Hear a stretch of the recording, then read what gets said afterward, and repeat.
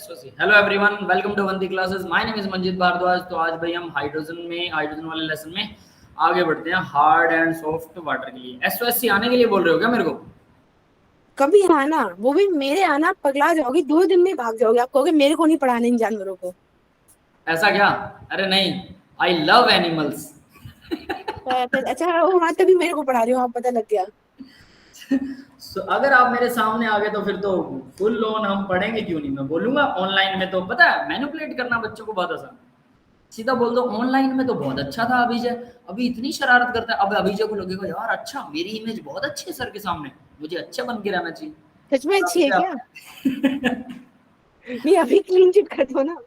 ऐसा कुछ ऐसा नहीं होता बेटा, ठीक है। टीचर के पास और भी बहुत सारे तरीके हैं। अगर टीचर क्लास को कंट्रोल नहीं कर पाएगा तो डेफिनेटली वो पढ़ा नहीं पाएगा।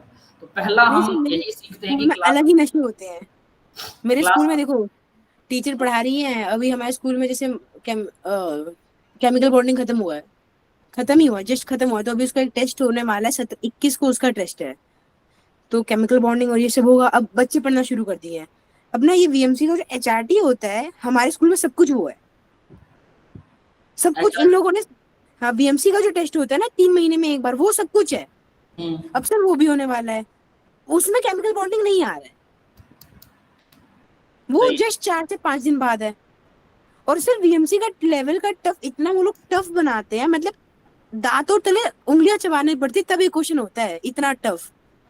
समझ गया, प्रैक्टिस करो, सीधी सी बात है, ज्यादा से ज्यादा क्वेश्चन लगाओ। वही तरीका है ना। और उसके बाद, अब जैसे अवंती के टेस्ट में एक मेरा फ्रेंड है, उसकी रैंक 1 आई थी एचआरटी में। वो ऐसा बंदा रो रहा है अभी।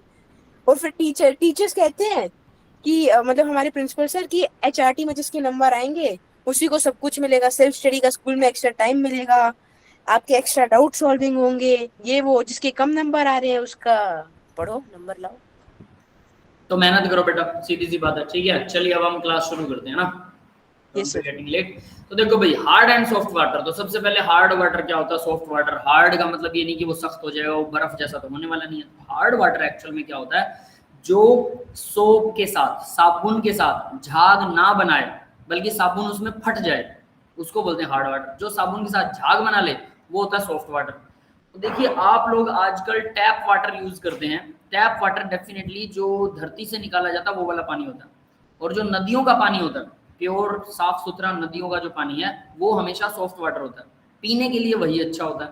हार्ड वाटर में जब हम कपड़े धोते हैं, आपने देखा होगा, आप लोग जब नहाते हैं तो नहाने के बाद बाथरूम के अंदर आपने देखा होगा, यहाँ जहाँ जाली लगी होती है, पता है सबको, ये इस तरह के होल्स होते हैं उस जाली में जिसमें से पानी जाता है, देखी होगी। Yes sir. इस जाली के अंदर जब यहाँ चारों तरफ थोड़ा थोड़ा पानी इकट्ठा हो जाता है, ठीक है, जब ये पानी वाटर यहाँ पर इकट्ठा होता है और वाटर नीचे जा रहा होता है, तो उस टाइम आपने देखा होगा झाग की फॉर्म में हल्का हल्का सफेद सफेद इस तरह से जो हमारा साबुन है वो अटक जाता है। देखा सबने? ये सर देखा है। सबने देखा होगा।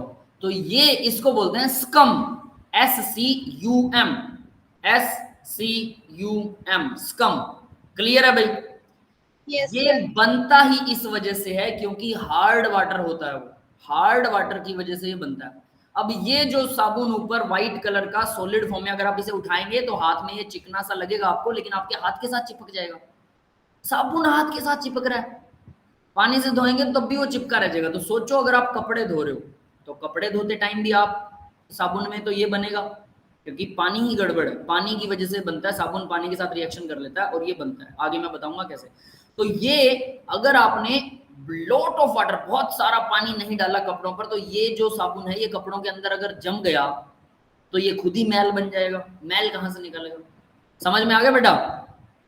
Yes sir. तो यानी हार्ड वाटर में साबुन जो है वो झाग नहीं बनाता अच्छे से, बल्कि वो रिएक्शन करके स्कम बनाता है।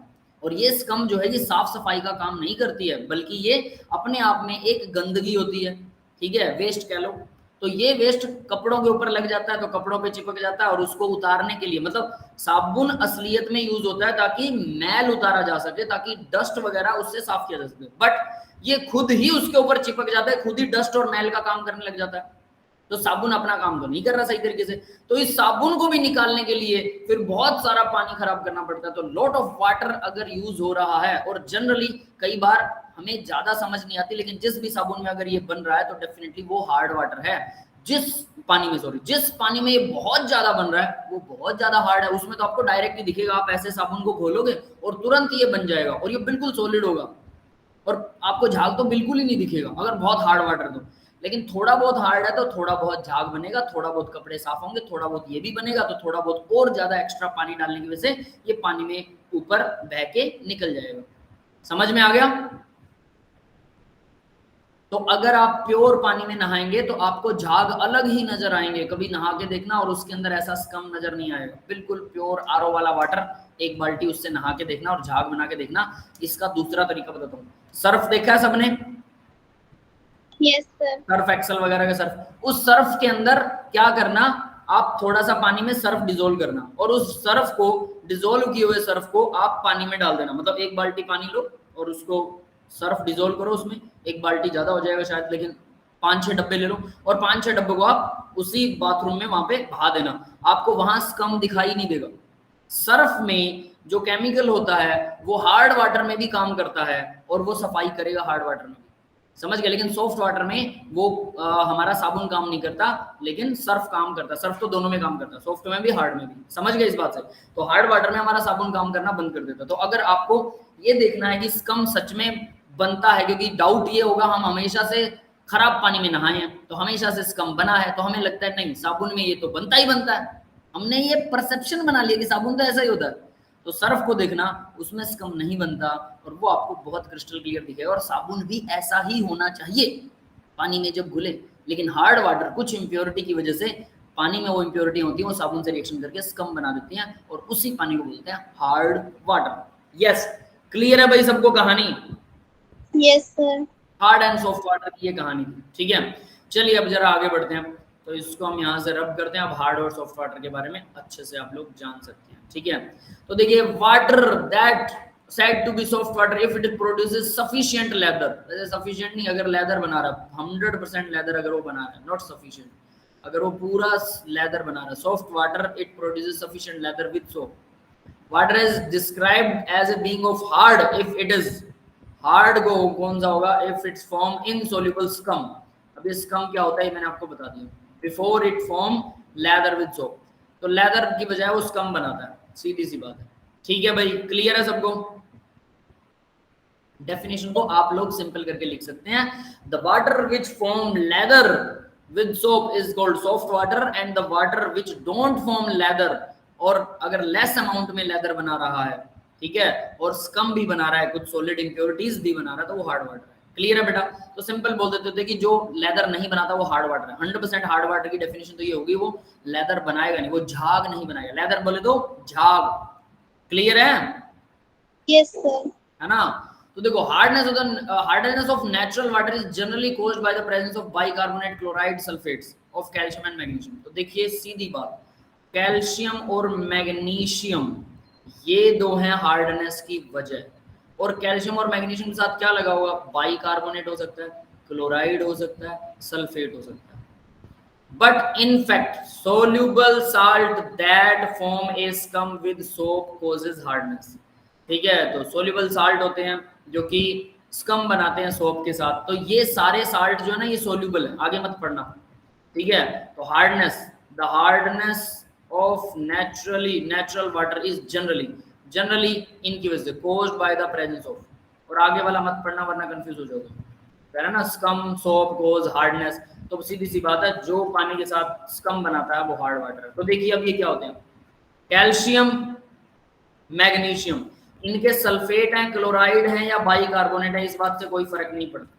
इस बात से फर्क पड़ता है कि हार्डनेस को दूर करने के 2-3 तरीके होते हैं, वो हम आगे डिस्कस करेंगे। तो अगर उसमें सल्फेट है, क्लोराइड है या बाइकार्बोनेट है, उसको अलग तरीके से साफ किया जा सकता है, हार्डनेस को दूर किया जा सकता है। और अगर कुछ और है, इन्हीं में आपस में डिस्ट्रीब्यूशन करेंगे, तो कुछ और है तो वो अलग तरीके से साफ होगा। क्लियर है? तो ये कुछ ऐसा होता है। तो यहाँ देखिए, कैल्शियम 2 पॉजिटिव, क्योंकि ये साल्ट ही होते हैं ना कैल्शियम और मैग्नीशियम के, ये सारे साल्ट है। तो कैल्शियम 2 पॉजिटिव और मैग्नीशियम 2 पॉजिटिव साबुन के साथ क्या करता है? This is the formula of साबुन, नहाने वाला साबुन। यस, C17H35 H35 होता है COONA, Na पॉजिटिव और OO नेगेटिव। ये भाई फैटी एसिड बोल सकते हैं हम इसे, असलियत में ये कार्बोक्सिलिक एसिड है। COOH देखो, CH3COOH क्या होता है? कार्बोक्सिलिक एसिड होता है।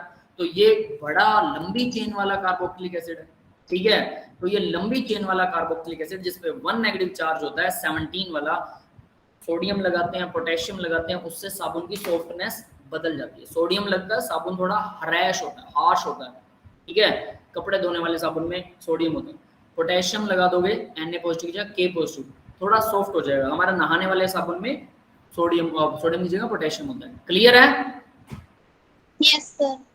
तो देखिए सोडियम तो पानी में घुल जाएगा, ठीक है, वो तो हमें पता है। Na पॉजिटिव नमक वाला काम हो गया, तो हम नमकीन बना देते हैं थोड़ा सा हमारे साबुन को, तो सोडियम तो घुल गया, बचा क्या? C17H35COONA, जो COONA नहीं लगेगा, OO नेगेटिव आयन है, जो नेगेटिव आयन है वो अट्रैक्ट करेगा वाटर को। वाई?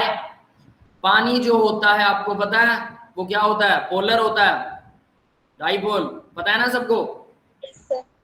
तो पानी क्योंकि डाइपोल है तो वो नेगेटिव आयन को अपने पॉजिटिव आयन की तरफ से अट्रैक्ट करेगा। तो यानी COO नेगेटिव आयन तो पानी के साथ चिपक जाएगा। पॉजिटिव एंड कौन सा होता है? हाइड्रोजन का एंड होता है पॉजिटिव।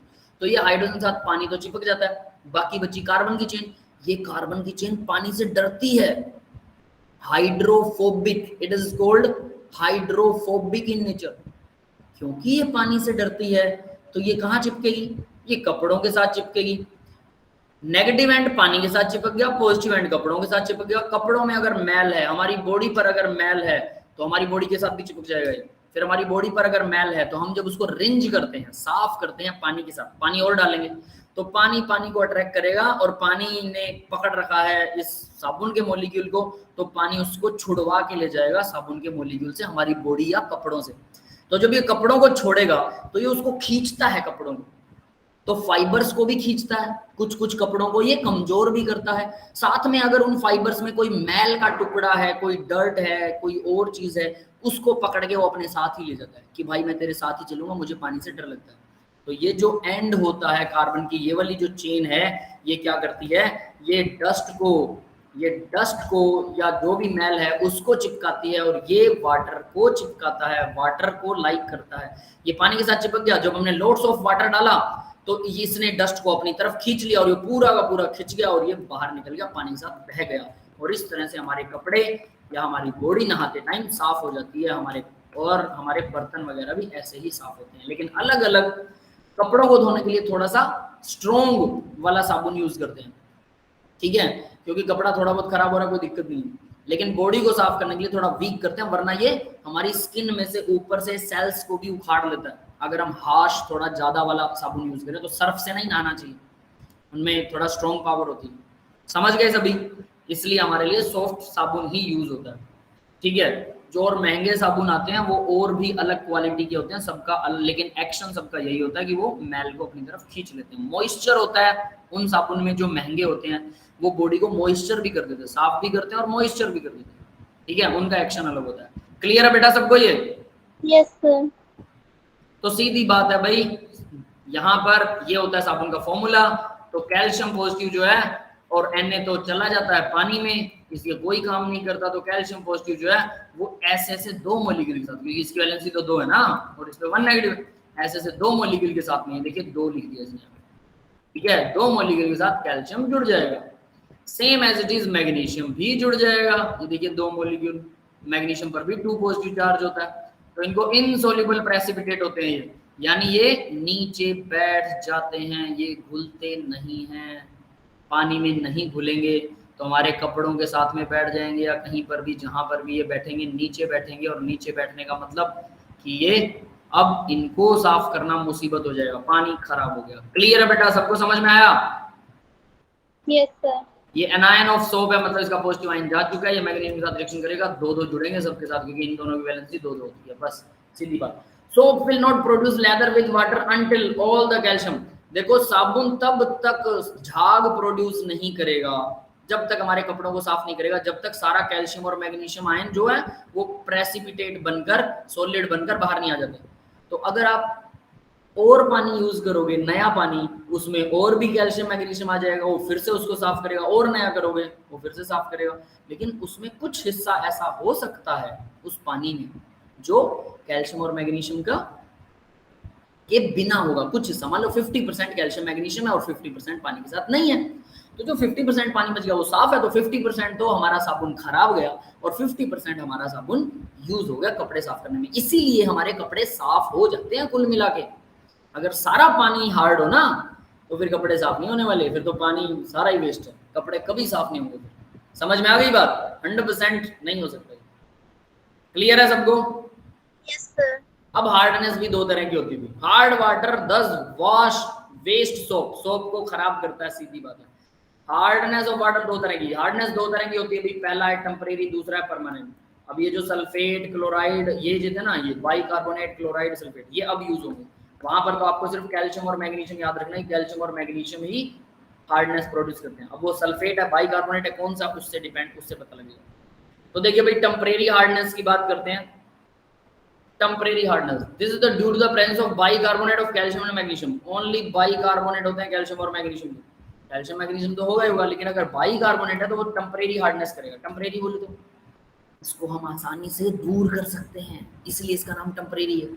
परमानेंट, उसको आसानी से नहीं हटा सकते, उसके लिए तो कुछ और तिकड़मबाजी करनी पड़ेगी। Yes, got it guys? Yes, sir. Clear है ना बेटा? ठीक है, बाकी के स्टूडेंट भी बोला करो भाई, कोई जवाब दे दो। इतने दिन से आप लोग पढ़ रहे हैं तो मुझे आंसर्स तो दे सकते हैं ना बेटा, लिखकर आंसर दीजिए, थोड़ा मेरे साथ रहिए ताकि मुझे लगे कि आप लोग पढ़ रहे हैं ना। ठीक है, देखिए आगे। टेम्परेरी हार्डनेस तो भाई बाइकार्बोनेट की वजह से होती है। बाइकार्बोनेट क्या होता है? तो यहाँ फॉर्मूला है HCO3 को बाइकार्बोनेट बोलते हैं।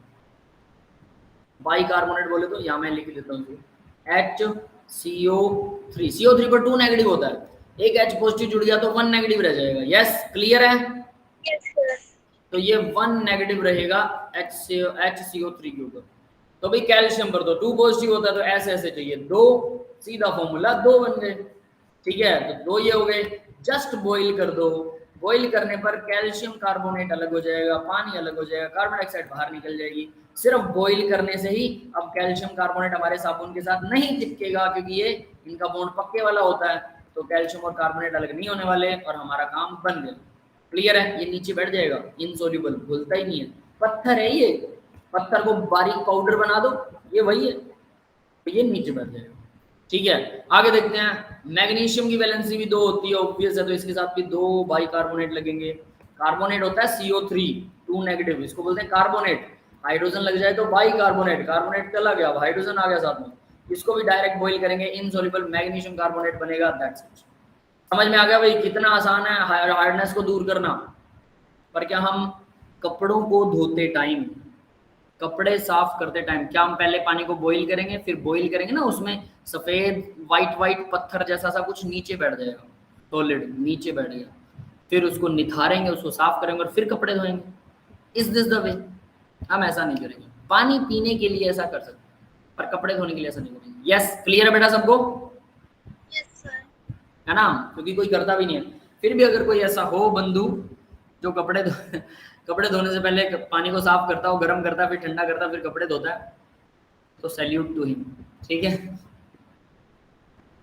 ना? Temporary hardness can be removed by Clark method से भी टेम्परेरी हार्डनेस को निकाला जा सकता है। क्लार्क मेथड एक और मेथड है भाई, क्लार्क प्रोसेस, इससे भी टेम्परेरी हार्डनेस को रिमूव, यानी सीधा गर्म करके भी कर सकते हैं, क्लार्क मेथड से भी कर सकते हैं। which involve the addition of slacked lime। इसमें हम स्लैक्ड लाइम डाल देते हैं बस। तो CaHCO3 के अंदर अगर कैल्शियम हाइड्रोक्साइड डाल दिया जाए तो CaCO3 बन जाएगा, CaCO नहीं बनता, CaCO3, CaCO3 प्लस वाटर, सीधा सीधा ये बनेगा। तो ये भी एक प्रोसेस है। It is essential to add only the calculated amount of calcium hydroxide. अब यहाँ पर एक प्रॉब्लम है कि अब जितना आप कैल्शियम हाइड्रोक्साइड डाल रहे हैं वो कैलकुलेट करके डालना पड़ेगा। अगर आपने उससे ज्यादा डाल दिया तो ये वाला कैल्शियम भी क्या करेगा, हमारे सोप के साथ रिएक्शन करेगा और स्कम बना देगा, क्योंकि ये कैल्शियम भी तो 2 पॉजिटिव आयन है, सिर्फ बाइकार्बोनेट वाला ही थोड़ा है। Because excess will cause artificial hardness. ये आर्टिफिशियल हार्डनेस का मतलब हमने पैदा कर दी एक हार्डनेस। समझ में आ गया भाई? Yes, sir. हमने क्रिएट कर दी एक हार्डनेस, एक तो ऑलरेडी थी, एक हमने क्रिएट कर दी क्योंकि वो कैल्शियम फिर से साबुन के साथ रिएक्शन करेगा। तो कैलकुलेट कैसे कैलकुलेट करें? टाइट्रेशन करनी पड़ेगी। टाइट्रेशंस के थ्रू हम क्या करेंगे, ये जान लेंगे कि अननोन अमाउंट कितने लीटर में कितना कैल्शियम हाइड्रोक्साइड मिलाएं जिससे कि हार्डनेस जो है वो खत्म हो जाए। मोल कॉन्सेप्ट का क्वेश्चन बनेगा इसके ऊपर, याद रख लेना। मोल कॉन्सेप्ट आप लोगों को पता भी होगा, तो पूछेगा कि इतना मैंने पानी लिया, उसमें इतना परसेंट कैल्शियम कार्बोनेट बाइकार्बोनेट था, मुझे कितना अमाउंट, कितने ग्राम या कितने मोल कैल्शियम हाइड्रोक्साइड डालना पड़ेगा ताकि उसकी हार्डनेस कंप्लीटली खत्म हो जाए। ऐसे क्वेश्चन आएंगे, ठीक है? तो ये आपको करना पड़ेगा। अब देखिए दो मेथड थे, पहला सीधा गर्म कर दो, दूसरा क्लार्क मेथड है। नेक्स्ट है भाई परमानेंट हार्डनेस। अब इसके लिए कौन रिस्पॉन्सिबल है? जब बाइकार्बोनेट टेम्परेरी के लिए, तो परमानेंट के लिए कौन कौन है? ठीक है, permanent hardness introduce when water passes over rock containing the sulfate and chloride both of calcium। तो भाई सीधी सी बात है, बकवास कर रहा है। पानी जब सल्फेट और क्लोराइड्स को मिक्स कर लेता है अपने साथ, सल्फेट एंड क्लोराइड्स को, दोनों के दोनों कैल्शियम और मैग्नीशियम के साथ, मतलब अगर सल्फेट या क्लोराइड क्लोरीन लगा हुआ है तो वो क्या होगा? परमानेंट हार्डनेस दिखाएगा वो। This type of hardness cannot be removed by boiling or by addition of slag, lime, the various water softeners are। तो भाई इसको सीधा तो नहीं कर सकते हम, सीधा गर्म करके या कुछ करके, तो इसको कैसे अलग करते हैं? तो लेट्स सी इट। तो ये कैसे अलग होता है, यहाँ पर मेथड है 1 2 3 4, 4 मेथड्स हैं टोटल, ठीक है? पहला है वॉशिंग सोडा, दूसरा है कैलगन, तीसरा है परमिट मेथड, फोर्थ वन है आयन एक्सचेंज रेजिन, ठीक है? तो इस तरह से टोटल 4 मेथड है। हार्डनेस परमानेंट को अलग करना मुश्किल होता है और 4 मेथड से वो अलग हो सकती है। तो पहले देखिए, remove both the temporary and permanent, ये दोनों को रिमूव कर देता है, अच्छी बात है, लेकिन हम सिर्फ परमानेंट के केस में देखेंगे। By converting soluble calcium magnesium compound in the insoluble carbonates, तो वो सोल्यूबल कैल्शियम मैग्नीशियम वाले कुछ कंपाउंड बनाता है इनसोल्यूबल कार्बोनेट्स। CaCl2 है, ठीक है? क्लोरीन लगा हुआ है ना, NaCO3 मिला दीजिए इसमें, ठीक है? वॉशिंग सोडा क्या होता है? NaCO3, पता है सबको? एक होता है ईटिंग सोडा, खाने वाला, क्या बोलते हैं उसको? खाना बनाने वाला सोडा, NaHCO3। याद है क्या? 10th क्लास में था ये, Yes, sir. है ना? ये खाने वाला सोडा होता है NaHCO3। इसका क्या नाम है भाई? Bicarbonate baking soda. ये सोडियम बाइकार्बोनेट, बेकिंग, हाँ मुझे बेकिंग सोडा, नाम याद नहीं आ रहा। बेकिंग सोडा, ये बेकिंग सोडा है। और बेकिंग पाउडर क्या होता है? डिफरेंस पता है दोनों में? बता रहा हूँ। यस सर, वो माइल्ड एसिड सेम होता है, प्लस इसमें क्या लग जाएगा? प्लस हमारा ऑर्गेनिक ईट एबल खाने लायक ईट एबल एसिड। अगर आप एसिड मिला देते हैं जो खाने लायक हो, वो वाला एसिड मिलाने के बाद NaHCO3 क्या बन जाएगा? Baking powder.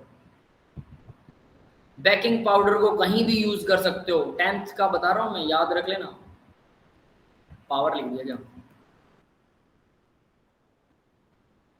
बेकिंग पाउडर कहीं भी यूज कर सकते हो, लेकिन बेकिंग सोडा सिर्फ वहां यूज कर सकते हो खाने में जिसमें खट्टी चीजें हो। खट्टी चीजें मतलब एसिडिक हो, वहां यूज कर सकते हो।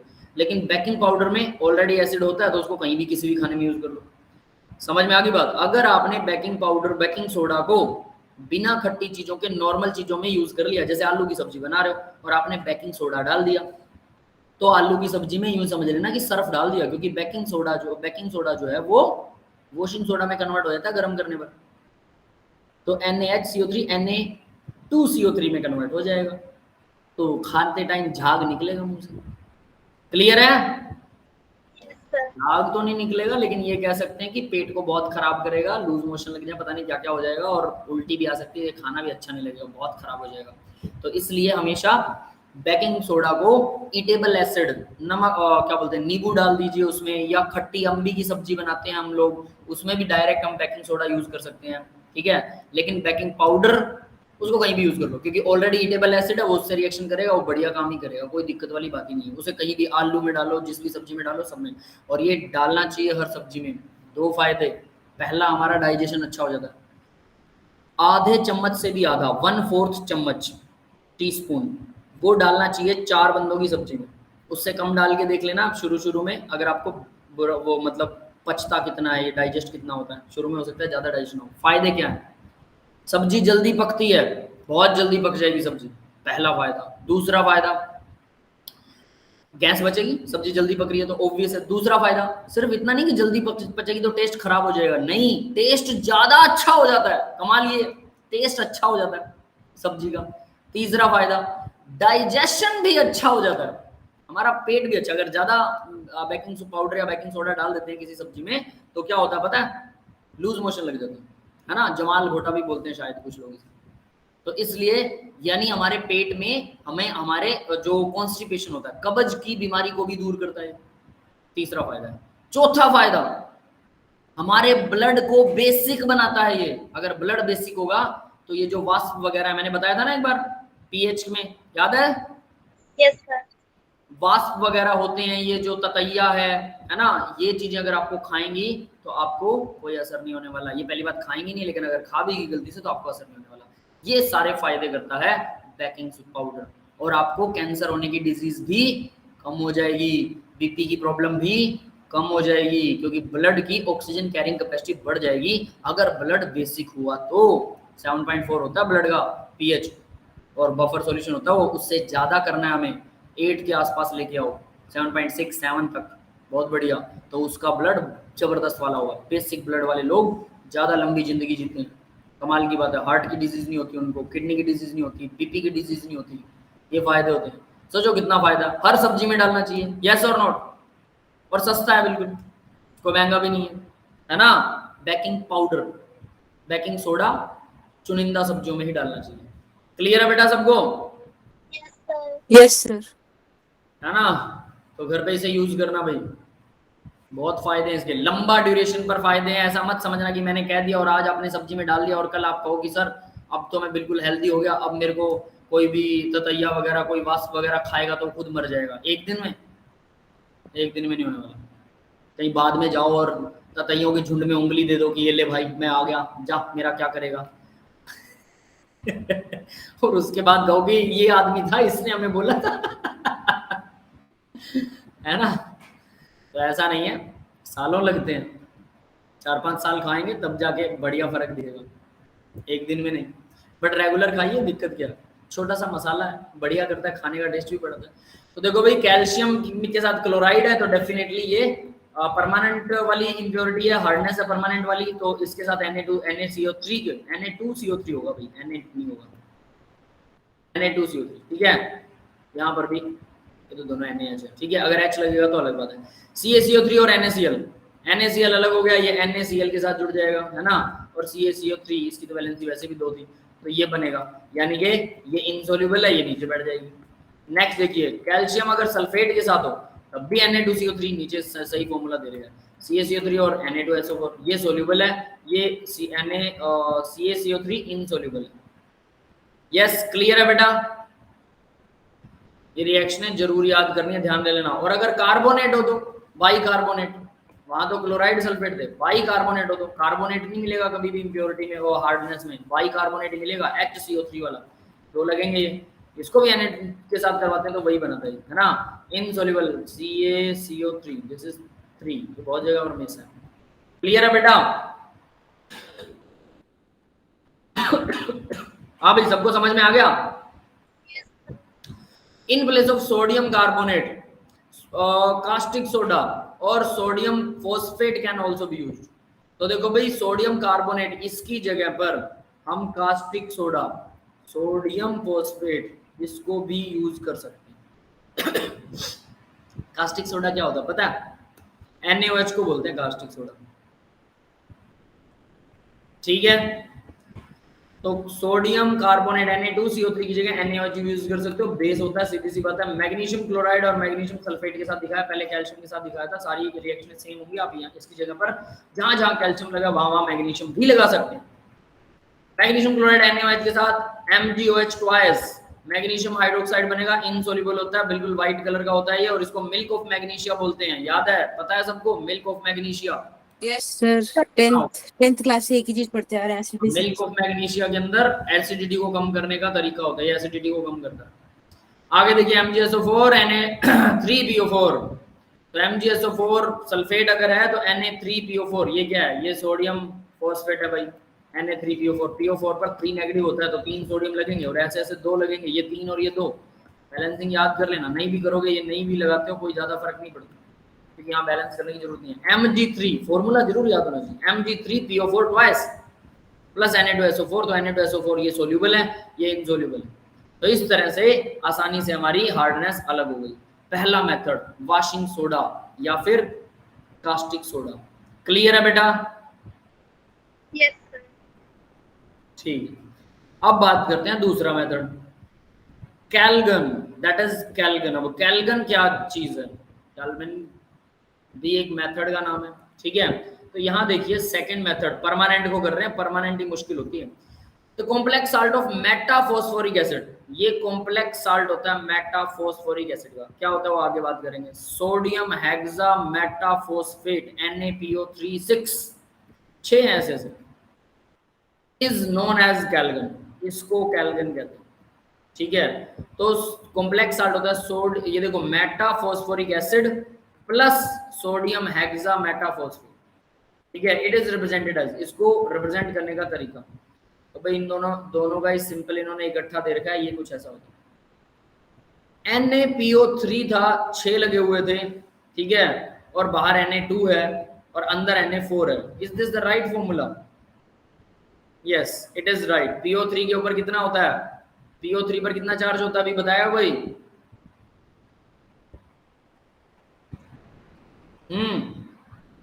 3 नेगेटिव, 6 लगे हुए हैं ऐसे, 4 ये हैं, तो 4 ये न्यूट्रल कर देगा और 2 ये करेगा, तो टोटल 1 नेगेटिव होता है PO3 पर, PO4 पर 3 नेगेटिव, PO3 पर 1 नेगेटिव। समझ में आ रहा है?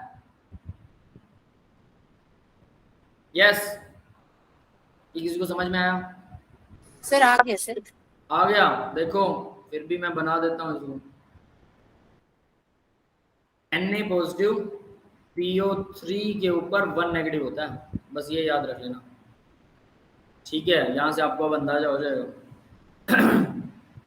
तो Na4 PO36 और इसकी ब्रैकेट और ब्रैकेट के बाहर लगा हुआ Na2 और, इस तरह से ये वर्क करती है चीजें, और इसको ध्यान रखिएगा कि आप लोग मतलब इसको याद करते टाइम गड़बड़ नहीं करनी है।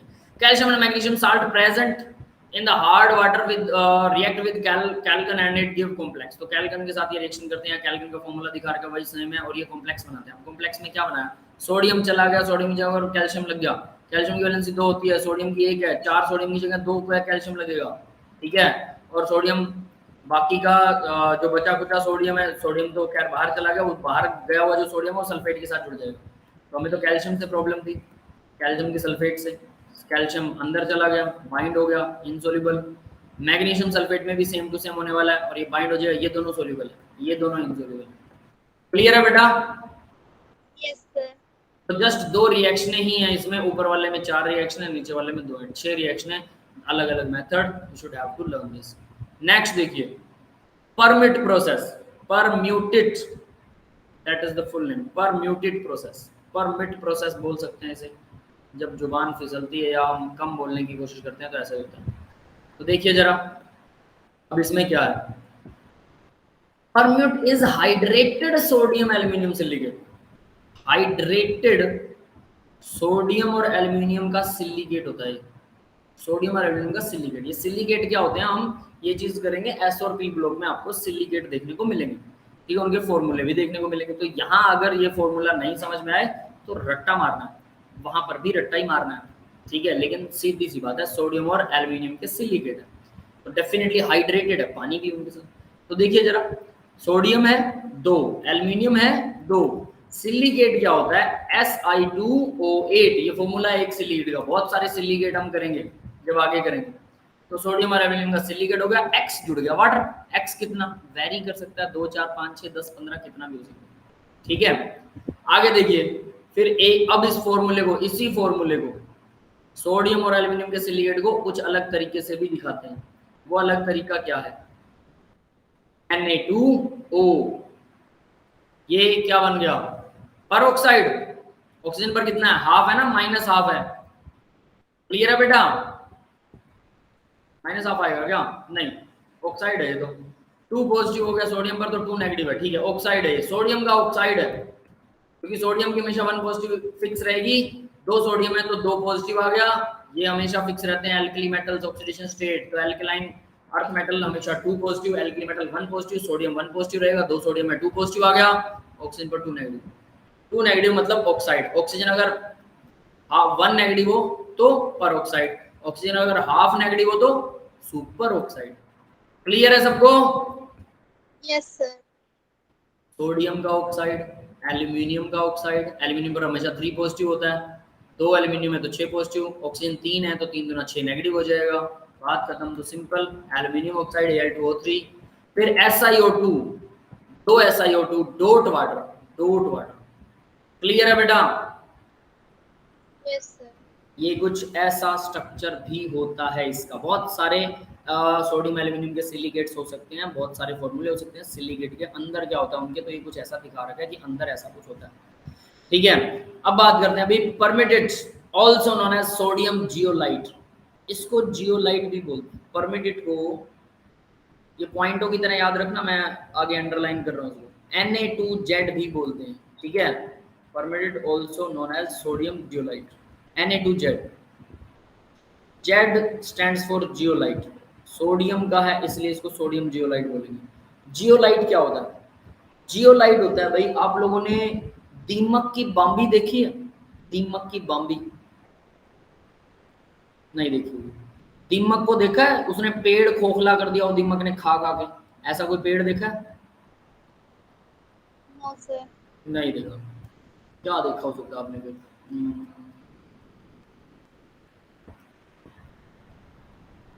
क्या एग्जांपल दूं भाई? मतलब यूं समझ लीजिए, चींटियों का घर, चींटियों का घर भी ऐसा ही होता है। चलो बना देते, ऐसे समझ में नहीं आएगा, है ना? देखिए जैसे चींटियों का घर होता है, उसके अंदर बहुत सारे होल्स ही होल्स होते हैं, और वो यूं पाइपें ही पाइपें होती हैं, इधर से इधर, इधर जा रही है ये, इधर जा रही है, इधर जा रही है। ठीक है, हर होल के साथ पाइप्स हैं। ये पाइप एक दूसरे से इंटरकनेक्ट है। मतलब मान लीजिए कि ये एक पाइप है, ये यहाँ से जुड़ी हुई है, ठीक है, फिर यहाँ से एक दूसरी पाइप भी जाती है इधर, ठीक है, और इधर भी एक जुड़ी हुई है। एक पाइप इस तरफ भी चली गई, एक पाइप इधर चली गई, एक पाइप ऐसे चली गई, एक पाइप ऐसे चली गई, और ये ऊपर से बिल का सिर्फ एक होल है यहाँ से आने का, ये वाला मेन रास्ता है। और इस रास्ते से ऐसे करके बहुत सारी पाइपें जुड़ी होती हैं। बहुत कॉम्प्लेक्स स्ट्रक्चर बना लीजिए इसका, हर जगह पर पाइपें ही पाइपें हैं।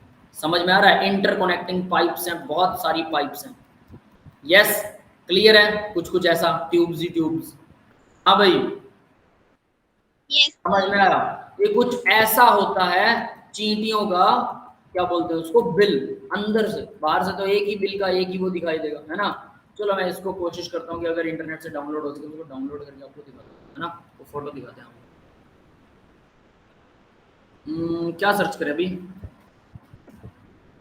आंट बिल को क्या बोलते हैं इंग्लिश में?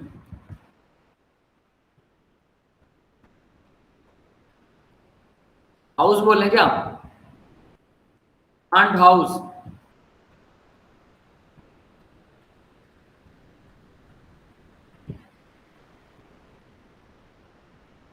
अंडरग्राउंड आंट हाउस होता है भाई, आंट नेस्ट बोलते हैं उसको, हाउस नहीं, आंट नेस्ट। ठीक है, और वो नेस्ट कैसा होता है, मिल जाएगा फोटो।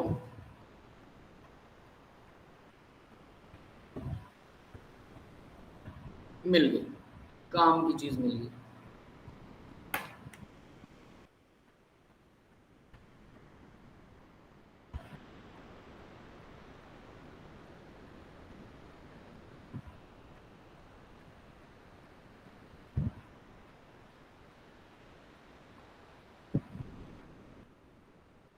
तो देखो भाई, आंट का नेस्ट हमने ढूंढ लिया है, बढ़िया वाला डायग्राम मिला है।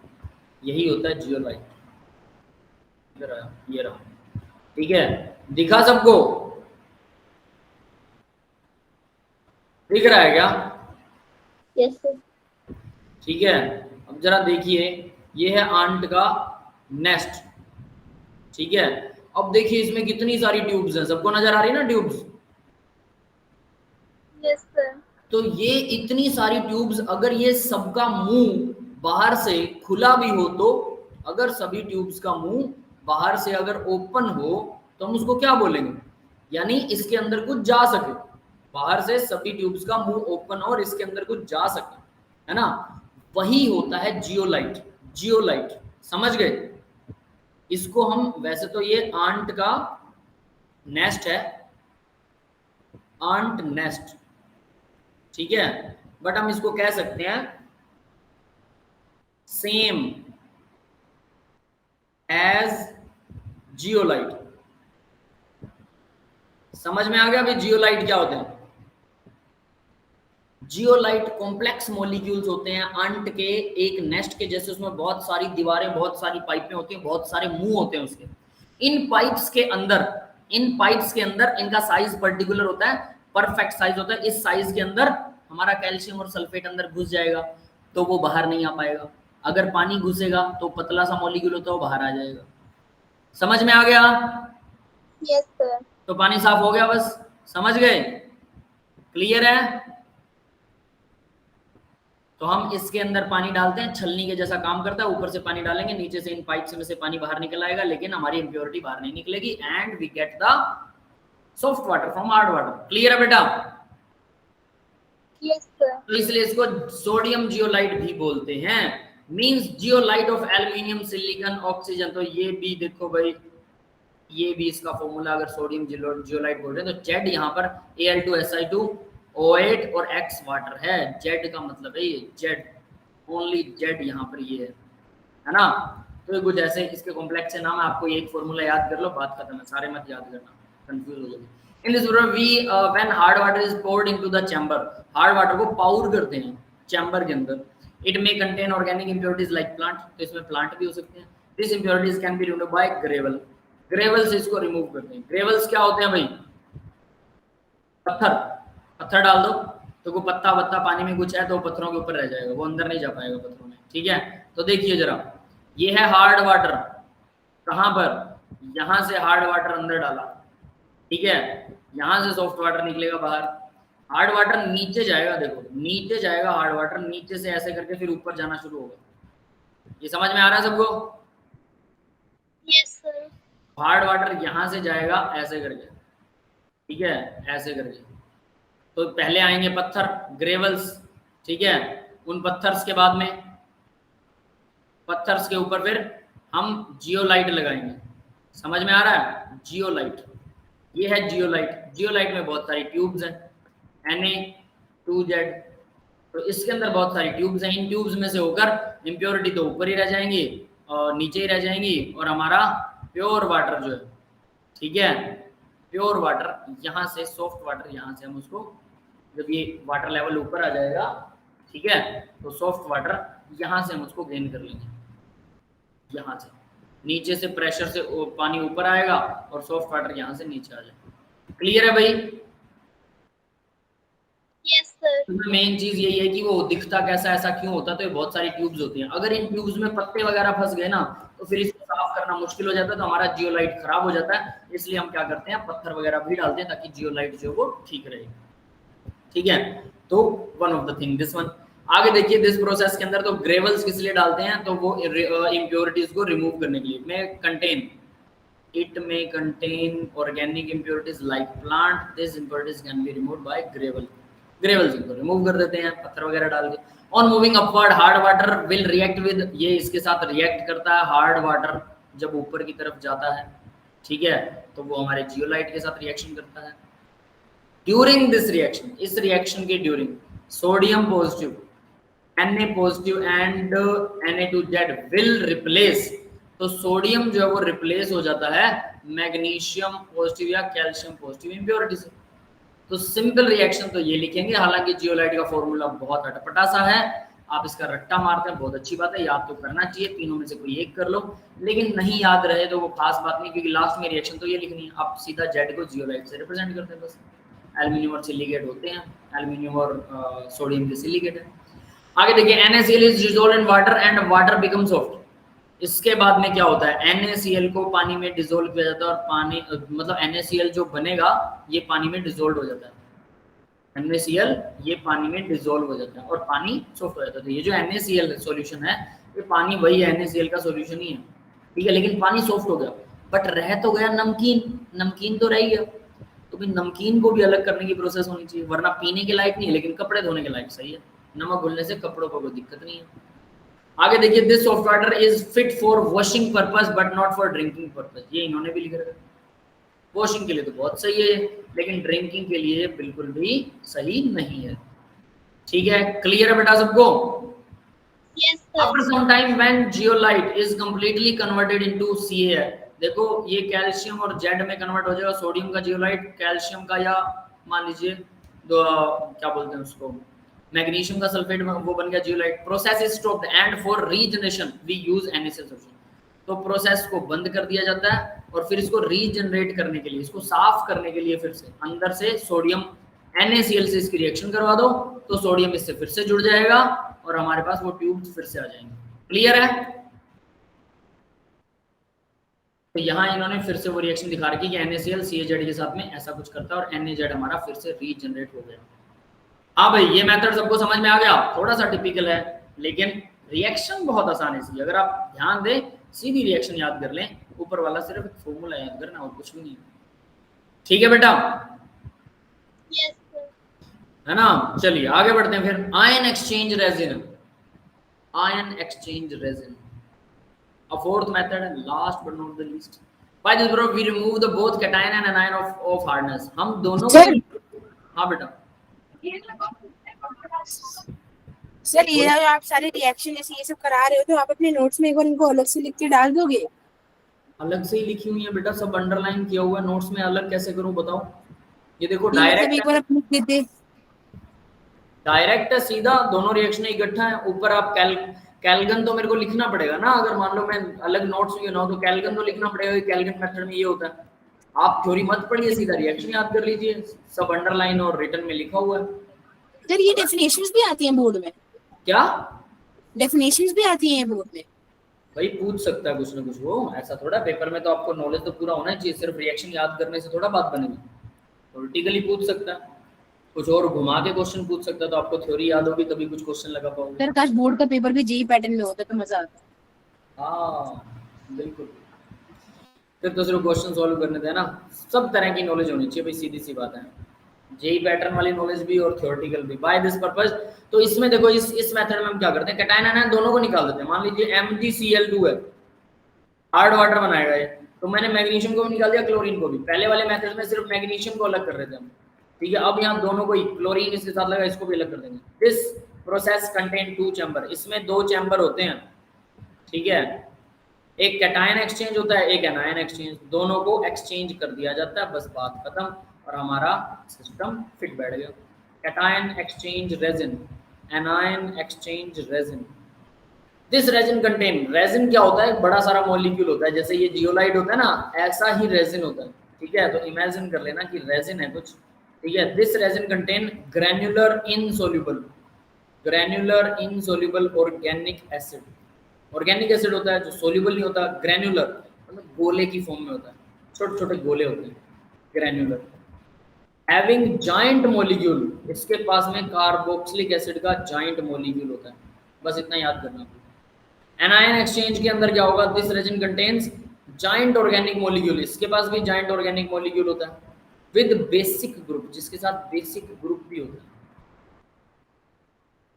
derived from amines, जो amines के साथ बनता है, मतलब ये बेसिक ग्रुप ये भी उसके साथ होता है जॉइंट मॉलिक्यूल के साथ, ठीक है। That is it. Cation exchange और एनायन एक्सचेंज रेजिन दोनों अब आपको समझ में आ गई होंगी क्या है, सारा लर्निंग प्रोसेस है, ध्यान रख लेना। और ये वाला जो वाटर है, हार्ड वाटर सॉफ्ट वाटर, इसके ऊपर क्वेश्चन आते होते हैं और ये बहुत इंपॉर्टेंट है, तो आपको करना ही पड़ेगा अच्छे तरीके से, सबको ये याद करना है, इसीलिए मैं इस पर टाइम लगा रहा हूँ, ध्यान दे लेना। सिर्फ हार्ड वाटर ही चल रहा है अभी तक, है ना, और लेक्चर खत्म होने को है, 15 मिनट रह गए सिर्फ। Process When hard water is poured into first chamber, the cation of hardness magnesium removed by H positive ions of organic acid. तो भी जब इसको फर्स्ट चैम्बर में लगाते हैं तो फर्स्ट चैम्बर हमारा कैटायन एक्सचेंज है तो कैटायन एक्सचेंज हो जाते हैं, है ना. Into first chamber the cation of hardness removed by H positive ions of organic acid. Organic acid का जो H positive आयन है वो हट जाएगा और मैग्नीशियम और कैल्शियम इसके साथ जुड़ जाएंगे, ये दोनों इसके साथ जुड़ जाएंगे. क्लियर है बेटा सबको? Yes, sir. है ना. नेक्स्ट देखिए उसके बाद तो यहाँ इन्होंने वो रिएक्शन भी दिखा रखी है, देखो सीधी सी बात है. कैल्शियम क्लोराइड था हार्ड वाटर, तो ये कार्बोक्सिलिक एसिड था, इसके क्या हुआ, कैल्शियम इसके साथ जुड़ गया, H positive आयन इसका अलग हो गया, क्लोरीन भी अलग हो गया. मैग्नीशियम सल्फेट होगा तो मैग्नीशियम इसके साथ जुड़ जाएगा, ये प्लस कर रखा मतलब दोनों इसके साथ प्लस में, ठीक है, ये ध्यान रखिएगा. दोनों को एक ही जगह पर इसने दिखा दिया. वैसे तो दोनों एक ही साथ एक ही रिएक्शन में दिखा सकते हैं, अलग अलग भी दिखा सकते हैं. सल्फेट आयन अलग हो जाएगा.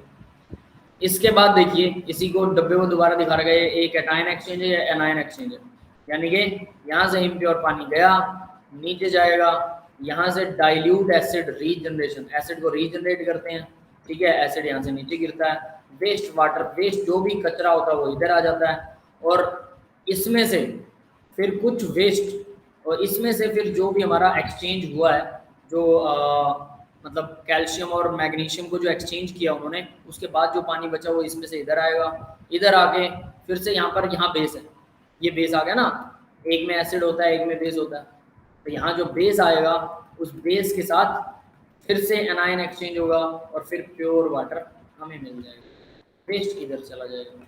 क्लियर है? ये दो डब्बे तो वैसे भी आप अच्छे से याद कर सकते हैं, कोई दिक्कत नहीं. देखिए भाई यहाँ होता क्या है, this water become soften but not used for drinking purpose because this water contains the impurity of acid. अब इस पानी में एक और दिक्कत है, ये कपड़े धोने के लिए ठीक है, ये भी इम्प्योरिटी ऑफ एसिड होती है इसमें, इसलिए ये पीने के लायक नहीं होता. पहले वाले में साल्ट था इसलिए वो पीने के लायक नहीं है, इसमें एसिड है. To remove anion of hardness this acidic water, ये पहले डब्बे की बात कर रहे हैं फर्स्ट चैम्बर की, तो इसमें से अब एनायन को एक्सचेंज करेंगे एसिडिक वाटर में से, ठीक है. Then pass through another bed, ये दूसरा चैम्बर है, बेड कह लीजिए, कंटेनिंग एनायन एक्सचेंजर. इस एक्सचेंजर रिमूव, ये एक्सचेंजर क्या क्या रिमूव करता है, क्लोरीन सल्फेट या HCO3 जैसी कोई भी इम्प्योरिटी उसको रिमूव कर देता है. तो बेस के साथ H positive ion, Cl negative ion, Cl negative जो है SO4 दिखा सकते हैं, HCO3 नेगेटिव दिखा सकते हैं, ये कुछ ऐसा हो जाएगा, प्लस पानी बन जाएगा.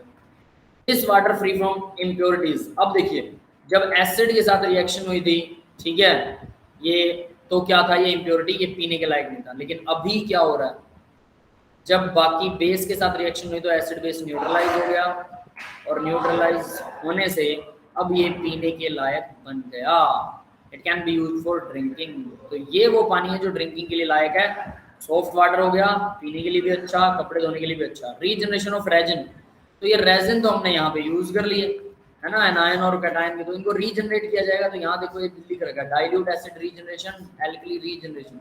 तो यहाँ कुछ और प्रोसेस भी होती है पीछे की तरफ जो इनको रीजनरेट करती है, वरना एक बार यूज करने के बाद ये तो खराब, नया लगाओ, फिर खराब, नया लगाओ, ऐसे तो सारा दिन हमारा खर्चा बढ़ जाएगा.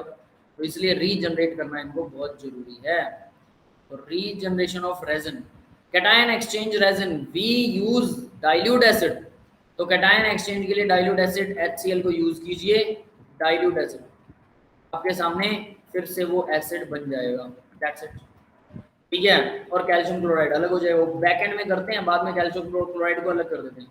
सेकंड वाला देखिए क्या है, एनायन एक्सचेंज रेजिन में हम डाइल्यूट NaOH यूज करेंगे और हमारा NaOH से रिएक्शन करके वापस रीजनरेट हो जाएगा, और इस नमक को बाद में अलग कर देंगे. यस, क्लियर है भाई यहाँ तक सबको?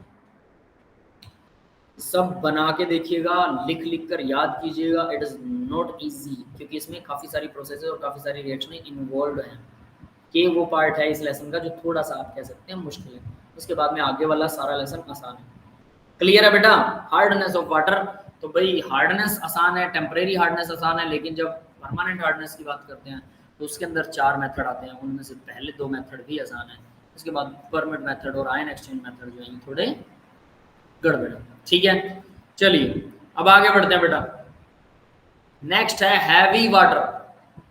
अब देखो एक हार्ड वाटर था, हैवी वाटर. हैवी वाटर का मतलब भारी पानी, हार्ड वाटर का मतलब जो लेदर नहीं बनाता, जो झाग नहीं बनाता वो हार्ड है, और हैवी कौन सा है? जो वजन में हैवी है। तो यहाँ पर हम वजन में हैवी वाले पानी की बात करें। हाँ भाई, पीछे वाला टॉपिक सबको क्लियर है ना? पहले ये मेरे को क्लियर करो आप लोग, पीछे का टॉपिक क्लियर हो गया सबको? सर यस सर, एक बार रिवीजन करनी पड़ेगी ना, तब पिक्सल क्लियर हो जाएगा। तो लिख कर देखना पड़ेगा बेटा, नॉट ओनली रिवीजन, लिख कर याद करना पड़ेगा, ठीक है। आगे देखिए, मेथड ऑफ प्रिपरेशन है भाई, repeated electrolysis of water. Heavy water को कैसे बनाते हैं भाई? हैवी वाटर मतलब ड्यूटेरियम है, हाइड्रोजन के 3 हमने किए थे, हाइड्रोजन, ड्यूटेरियम और ट्रीटियम। ट्रीटियम रेडियो एक्टिव होता है, नहीं मिलता, बहुत रेयर। ड्यूटेरियम थोड़ा बहुत हमारे नॉर्मल पानी में भी होता है। तो कैसे इसे बनाएं फिर? प्योर D2O, रिपीटेड इलेक्ट्रोलिसिस, एक ही मेथड है, कोई चक्कर ही नहीं, ठीक है। रिपीटेड इलेक्ट्रोलिसिस ऑफ पानी, पानी को इलेक्ट्रोलाइज कर दो, मतलब H पॉजिटिव और OH नेगेटिव आयन में इसको उड़ा दो, ठीक है। तो होगा क्या? ये जो हैवी वाटर होता है ना, ये इलेक्ट्रोलाइज नहीं होता जल्दी से। देखो, on electrolyses water, impure water dissociate into HNOH while a fraction of part of D2O will dissociate. बहुत कम फ्रैक्शन ऑफ पार्ट, थोड़ा सा D2O जो है वो 2 हिस्सों में टूटता है। क्यों? हैवी पानी है, इसलिए इलेक्ट्रोलाइसिस वो लेट करता है। तो लेट करता है, थोड़ा बहुत टूट जाएगा, थोड़ा बहुत हमें D2O मिल जाएगा। तो D2O ड्यू टू मोर मास, ये देखिए मोर मास हैव लेस मोबिलिटी, ये चलेगा धीरे। Why H and OH will move, cathode और एनोड की तरफ ये दोनों चले जाएंगे, ये दोनों जाएंगे तो ये हाइड्रोजन और कुछ ऐसा बना देंगे एनोड और कैथोड के ऊपर, है ना। लेकिन ये नहीं जाएगा, ये B पॉजिटिव और OD नेगेटिव जो है वो पानी में ही रहेगा। क्लियर है? समझ में आ गया? अगर ये पानी में रह रहा है, बार बार इलेक्ट्रोलाइज करवाओ, बहुत सारा पानी इलेक्ट्रोलाइसिस होता रहेगा, थोड़ा सा बचेगा। मतलब 1 लीटर में 1 ग्राम भी नहीं बचता, आधा ग्राम या उससे भी कम बचता है। 1 लीटर में पूरा पानी उड़ गया, 1 लीटर में सिर्फ इतना बचा। फिर उसके बाद दोबारा से 1 लीटर लेंगे, फिर दोबारा आधा ग्राम कलेक्ट करते करते करते लाखों लीटर पानी खराब करेंगे, तब हमें 1 लीटर D2O मिलेगा, pure heavy water. Yes, clear है भाई सबको? Yes, sir. तो ये कुछ ऐसे होता है। This process is repeated for 6 time, और इसको 6 बार रिपीट करते हैं, ठीक है। एक ही पानी के लिए 6 बार रिपीट करते हैं, उसमें जितना D2O है वो सारा निकल जाता है। अब प्रॉपर्टीज देखिए हैवी वाटर की। हैवी वाटर के क्या फायदे हैं? पीने का काम तो नहीं आता, डेफिनेट सी बात है। बाकी प्रॉपर्टी सारी पानी वाली होंगी। कलरलेस होता है, ऑर्डरलेस होता है, टेस्टलेस होता है, मोबाइल लिक्विड है, nearly all the physical constants are higher than the corresponding value of ordinary water. Ordinary water से सारे फिजिकल कांस्टेंट जो है हायर होते हैं, ठीक है। Physical constant, all physical constants are higher than the corresponding values of ordinary water, ठीक है। तो ये सारे हाई होते हैं, इससे कोई ज्यादा फर्क नहीं पड़ता। क्या केमिकल प्रॉपर्टीज? अब केमिकल प्रॉपर्टीज में क्या फर्क है? Heavy water is chemically similar होता है ऑर्डिनरी वाटर के। हाउएवर D2O रिएक्ट मोर स्लोली, बस इतना फर्क है कि ये थोड़ा धीरे रिएक्ट करता है दूसरे पानी के बजाय, ठीक है। तो फिर इसको बना के हो रहे हैं, जब सब कुछ सेम है तो आगे पता लगेगा। देखिए भाई, अब इन्होंने एक्शन दिखा रखा है, एक्शन विद मेटल, वही काम करेगा, NaOH बनेगा यहाँ पर, NaOH, NaOD बना दिया इन्होंने क्योंकि D2O यूज कर रहे हैं। रिएक्ट विद एल्कली मेटल्स और लिबरेट करता है हाइड्रोजन, लेकिन ये ड्यूटेरियम वाला हैवी हाइड्रोजन, इसे बोलेंगे हैवी हाइड्रोजन। सेम पीछे वाली रिएक्शन है, कैल्शियम भी ऐसा कर सकता है। एक्शन विद मेटालिक ऑक्साइड, हम ये सारी रिएक्शनें कर चुके हैं। मेटल के ऑक्साइड के साथ ये बेस बनाते हैं, यहाँ भी बेस बना रहे हैं। सेम रिएक्शन है जो पीछे हो चुके हैं, बस H की जगह D लगाना, बाकी सब सेम है।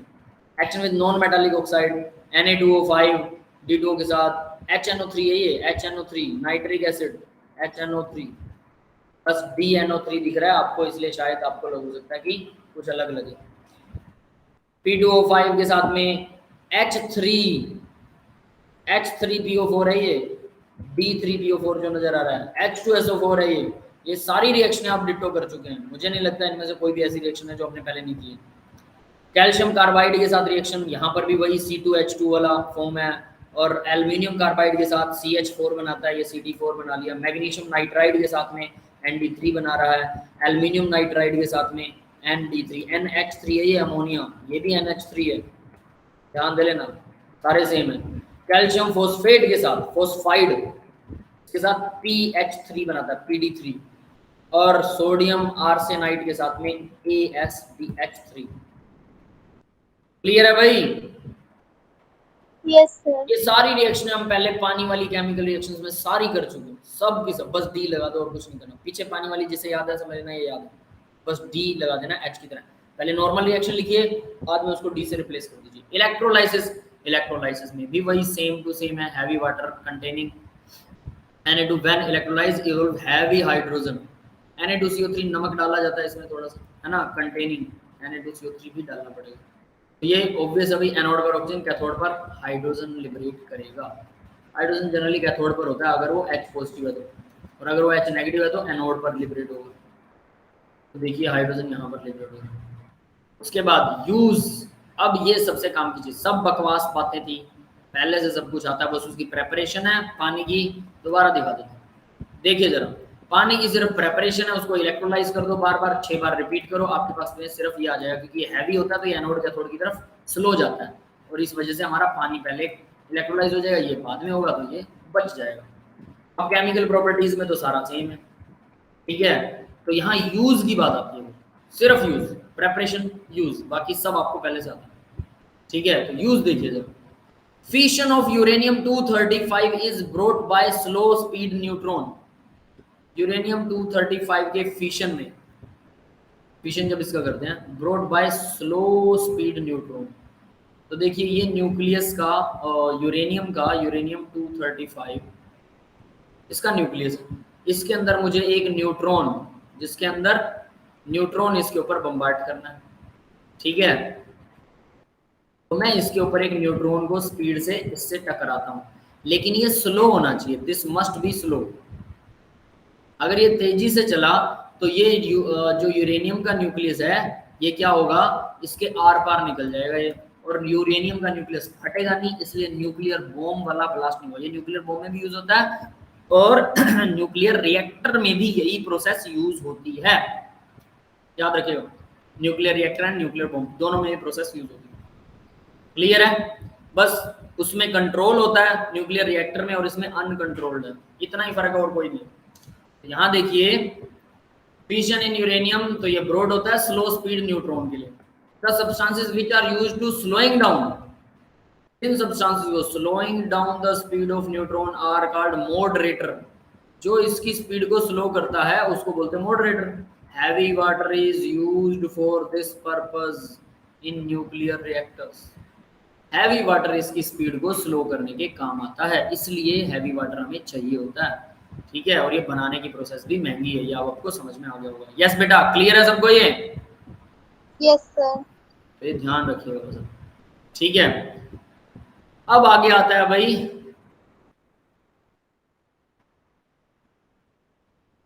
दो तीन पेज रह गए, आई थिंक नेक्स्ट लेक्चर में ये सारे हम कंप्लीट कर लेंगे, ठीक है। तो अब देखते हैं जरा, बस 2-3 मिनट और देखता हूँ मैं, इसमें कुछ कर सकते हैं क्या। H2O2 हाइड्रोजन पर ऑक्साइड, नया एक टॉपिक है हाइड्रोजन पर ऑक्साइड। इसको चलो अभी हम नेक्स्ट लेक्चर में ही खत्म करेंगे, है ना, क्योंकि आज के लिए हैवी वाटर ही हैवी हो जाएगा, ठीक है, और हार्ड वाटर और सॉफ्ट वाटर भी है, तो इसको हम नेक्स्ट लेक्चर में कवर करेंगे। आज के लिए इतना ही करते हैं, ठीक है। इसके बाद में आपको दिखा देता हूँ क्या क्या है इंडस्ट्रियल मेथड। ये H2O2 है, हाइड्रोजन से मिलकर बनने वाला दूसरा सबसे इंपॉर्टेंट प्रोडक्ट H2O2 हाइड्रोजन पर ऑक्साइड, दैट इज। तो कैसे बनता है हाइड्रोजन पर ऑक्साइड, इसको बनाते कैसे हैं, फिर इसकी स्टेबिलिटी है, ऑक्सीडाइजिंग नेचर है, रिड्यूसिंग नेचर है, ठीक है। फर्दर ऑन यहाँ पर इसका स्ट्रक्चर दिखा रखा है, ओपन बुक के जैसा स्ट्रक्चर है, जैसे बुक हमारी ओपन होती है।